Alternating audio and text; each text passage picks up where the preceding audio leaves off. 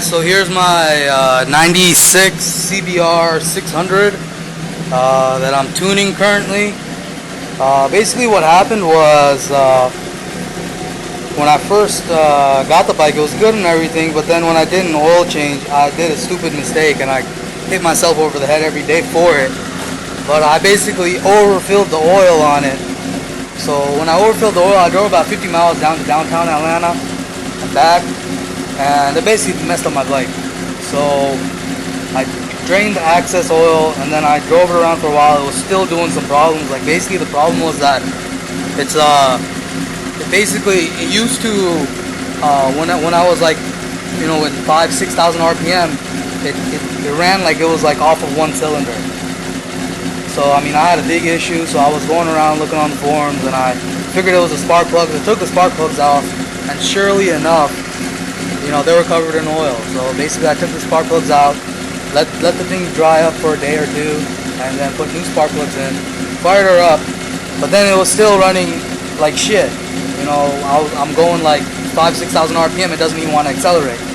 So I mean, what the hell's going on? You know, so I thought that the carbs are probably filled with oil. So, you know, I take the carbs off. I clean them really good. You know, everything is good. Everything looks good. The only thing I did notice was that the float needle, the float valve, right below the floats itself, on one of the floats, on the little button on the float, it wasn't flush. Like it would go up and down. It wouldn't get stuck or anything, but it wasn't flush. So, you know, I figured that would be like my last concern. And my bike just shut off on me. But I figured that would be my last concern. You know, if you know, this thing doesn't work. But, you know, I figured that since I did clean it, I would go ahead and sink them. You know, my bike just shut off on me. I'm pretty sure that's because of the idle mixture screws. I took those out and I cleaned them. So, you know, the owner's manual, the service manual says to sink them before you mess with the idle screws. So that's what I'm doing right now. And when I did hook it up, I first synced it, put all of them together into one. You just follow the instructions, you'll see it's pretty simple forward. You put it into the third one, hook it up to the third one, close everything else off, and then synchronize it with these screws. So basically that's what I did. I synced them first, and then I individually hosed them up to each cylinder. And then when I started the bike, basically the number 1 cylinder was like basically here, number 2 and 3 was here, somewhere around here. They were erratic, and number 2, there was no fluid at all. So basically that's the problem I was running to when I told you that I was going on high speeds and the bike would just run like it's on one cylinder. It's basically this one cylinder wasn't even working. I don't know. So anyways, I got her up, fixed it. Now, you know, as you saw, they're all pretty much the same. I did the best I could with the CBR. You know, you really want to do it without the airbox on first because, I mean, those screws inside, they're a pain in the ass to get to.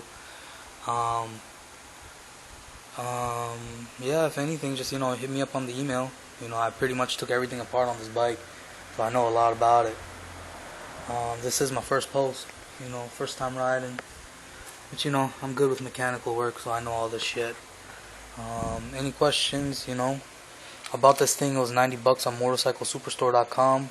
I recommend everybody to get it if you know something, if you know a little something about mechanical work.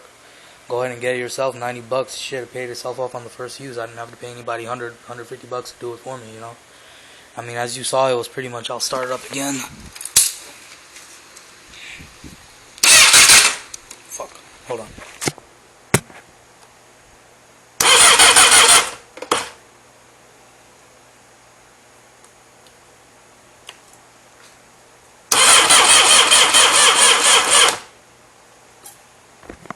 Yeah, my battery's dead.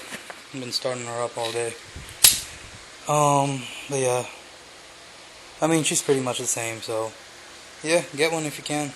See ya.